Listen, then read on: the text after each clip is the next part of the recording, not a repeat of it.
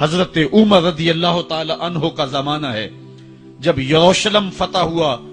حضرت ابو عبیدہ بن جراح رضی اللہ تعالی عنہ حضرت عمر کو دعوت دیتے ہیں کہ آپ مدینے سے چلیں اور یروشلم میں پہنچیں۔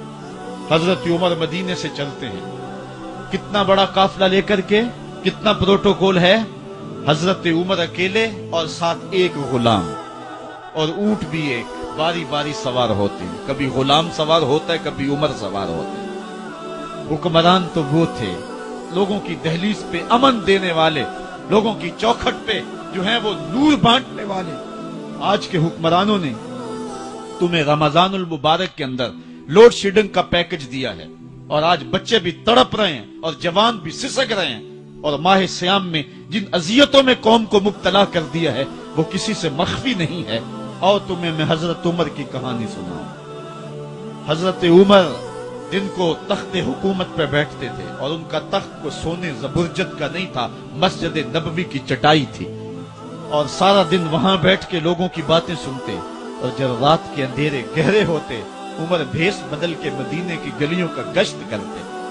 کہا تمہارے گھر سے دھواں نکل رہا ہے اور بچے رو رہے ہیں، ان کو کھانا کیوں نہیں دیتے؟ کہنے لگی عمر کی جان کو رو رہی۔ عمر کے پاؤں تلے سے زمین نکل گئی۔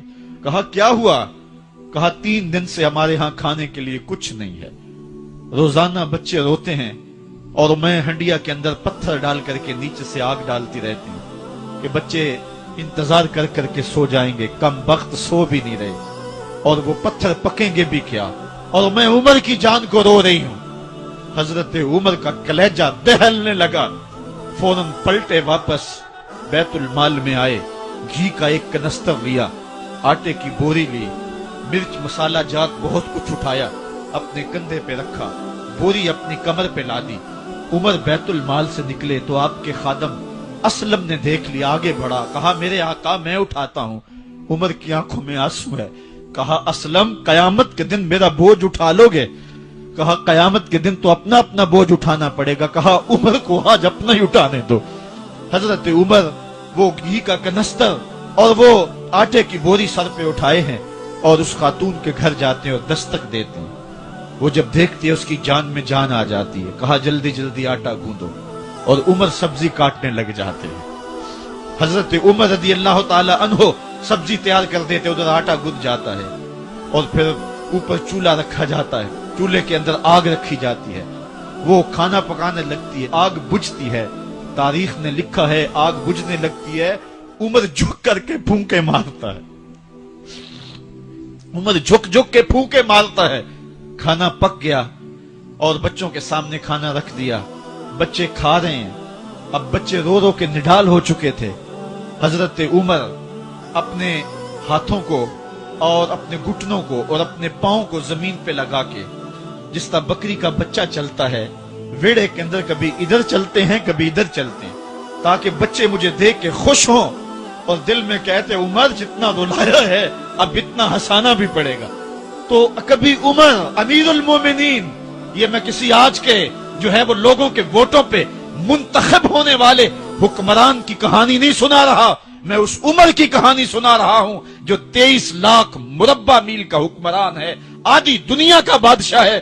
حضرت عمر جو ہے جس طرح بکری کا بچہ چلتا ہے، اس طرح اپنے ہاتھ اور اپنے گھٹنے زمین پہ ٹیک کر کے جو ہے وہ اس طرح چلتے ہیں۔ بچے عمر کو دیکھ کے مسکراتے ہیں۔ جب بچے مسکرانے لگے تو حضرت عمر نے اس خاتون سے کہا بڑھیا عمر کو معاف کر دے۔ اس نے کہا تو اتنی ہمدردی کیوں کرتا ہے؟ کہا عمر بیچارہ بڑا پھنسا ہوا ہے، فکر ہے اس کو یرموک و فسطاط و حلوان کی، جب فتح ہے مصر تو تیاری ہے ایران کی، آتے جاتے وفد سے ملاقات بھی کرتا ہوگا، آتے جاتے وفد سے ملاقات بھی کرتا ہوگا، اور شب کو معلوم حالات بھی کرتا ہوگا، کانٹوں میں الجھی ہوئی بیچارے کی جان ہے، نیند اس کو بھی آتی ہے، آخر وہ انسان ہے، میری بہن عمر کو معاف کر دے۔ اس نے کہا نانا عمر کی بات میرے سامنے نہ کر، قیامت کا دن ہوگا، عمر کا گریبان ہوگا اور میرا ہاتھ ہوگا۔ جب اس نے یہ بات کہی تو عمر برداشت نہ کر سکے، بچوں کی طرح بلک بلک کے رونے لگے۔ کہا وہ بد نصیب عمر تیرے سامنے ہے، آج ہی کہلا جو کہنا ہے، قیامت کے دن مجھے معاف رکھنا۔ اس نے کہا تو عمر ہے؟ کہا بد نصیب عمر تیرے سامنے کھڑا ہوں۔ میرے عمر کہتے ہیں اگر دجلہ کے کنارے ایک بکری کا بچہ بھی پیاسا مر گیا اس کا حساب بھی عمر سے لیا جائے گا۔ اللہ اکبر۔ میں اس حضرت عمر کی کہانی سنانے لگا تھا۔ حضرت عمر نکلے یروشلم میں، ایک اونٹ ہے، ایک غلام ہے، کبھی وہ سوار ہوتا ہے، کبھی آپ باری مقرر کی ہے۔ جب قریب پہنچے یروشلم کے تو عمر کی باری نکیل پکڑنے کی اور غلام کی باری اوپر سوار ہونے کی آ گئی۔ غلام نے کہا آقا میں مرضی سے اپنی باری چھوڑتا ہوں، آپ آ جائیں، دشمنوں کے مفتوحہ علاقے میں آ رہے ہیں، تازہ تازہ علاقہ فتح ہوا ہے، اسلام کی شان و شوکت ظاہر ہو۔ عمر نے کہا اسلام کی شان و شوکت ایسے ظاہر نہیں ہوتی ہے، اپنی باری پہ تم بیٹھو گے، اپنی باری پہ میں بیٹھوں گا۔ لوگ منتظر کھڑے ہیں، دور سے جب دیکھا کہا اس کی ہیبت سے کانپتے تھے ہم، یہ تو کوئی حبشی لگتا ہے، رنگ کالا ہے، ہونٹ موٹے ہیں، اس سے تو زیادہ حسین اس کا غلام ہے جو آگے آگے چل رہا ہے۔ حضرت ابو عبیدہ نے کہا دھوکہ کھا رہے ہو، ہمارا آقا وہ نہیں ہے جو اونٹنی کے اوپر سوار ہے، ہمارا آقا وہ ہے جو لگام تھامے آگے آگے چل رہا ہے۔ حضرت عمر رضی اللہ تعالیٰ عنہ کو آگے بڑھ کے جابیہ کے مقام پہ حضرت ابو عبیدہ بن جراح نے استقبال کیا تو حضرت عمر آگے بڑھے اور انہوں نے آگے بڑھ کر کے حضرت ابو عبیدہ کے دونوں کندھوں پہ ہاتھ رکھا اور سنو حضرت عمر نے کیا کہا، کہا لا الہ الا اللہ انا کنا اذل قوم فاعزنا اللہ بالاسلام۔ کہا کہ لا الہ الا اللہ، اے ابو عبیدہ بن جراح ہم ایک ذلیل قوم تھے اور اللہ نے ہمیں اسلام کی وجہ سے عزت عطا کی ہے۔ اور میں تمہیں ایک تاریخ ساز بات کہنے لگا ہوں اور وہ یہ ہے کہ جب تک ہم اس عزت والے اسلام کے دامن کو تھامے رہیں گے ہماری عزت قائم رہے گی، اور جب اسلام کے علاوہ کسی اور جگہ سے عزت ڈھونڈیں گے تو رسوا کر کے رکھ دیے جائیں گے۔ یہ ہے وہ خلاصہ جو حضرت عمر نے امتوں کے عروج و زوال کا بیان کیا ہے۔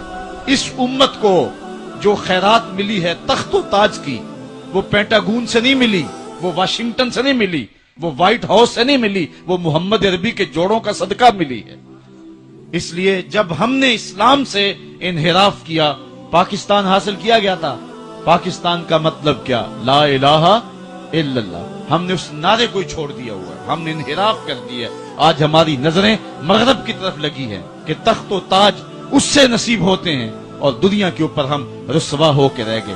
ہماری پستی، ہماری زبوحالی، ہماری ذلت کا سبب یہ ہے کہ جس جگہ سے ہمیں عزت ملی تھی ہم نے وہ مرکز ہی چھوڑ دیا ہے۔ اس مرکز حیات کو، اس مرکز زندگی کو، اس مرکز عزت کو ہم نے چھوڑ دیا ہے اور دنیا کے اوپر ہم رسوا ہو رہے ہیں۔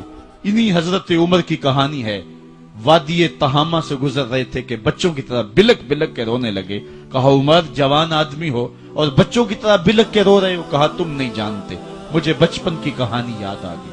کہا کیا کہانی ہے؟ کہا یہی عرض تہامہ تھی، میرے باپ خطاب نے مجھے 5 اونٹ دیے تھے، کہا انہیں لائن میں کھڑا کرو سیدھا۔ میں آگے والا سیدھا کرتا تھا، پیچھے والا ٹیڑھا ہو جاتا، پیچھے والا سیدھا کرتا، آگے والا ٹیڑھا ہو جاتا۔ میرے باپ خطاب نے مجھے بڑا مارا۔ کہا ایک عرب کے بیٹے ہو کہ تم سے 5 اونٹ لائن میں کھڑے نہیں ہوتے؟ کہا ایک زمانہ عمر پہ وہ تھا کہ اس سے 5 اونٹ لائن میں کھڑے نہیں ہوتے تھے، اور آج شرق سے لے کر غرب تک 23 لاکھ مربع میل کی حکمرانی اور انسان بھی لائن میں کھڑے ہیں۔ یہ محمد عربی کے جوڑوں کا صدقہ نہیں ہے تو اور کیا ہے؟ عمر سے تو 5 اونٹ لائن میں کھڑے نہیں ہوتے تھے۔ تو یہ عزتیں، یہ تخت و تاج، یہ حکومتیں ہمیں حضور کی دہلیز سے ملی۔ جب ہم نے اس دہلیز کو چھوڑ دیا تو دنیا کے اوپر رسوا ہو گئے اور ذلیل کر کے رکھ دیے گئے۔ آفاق کے ہر ہر گوشے میں قرآن سنا کر دم لینا،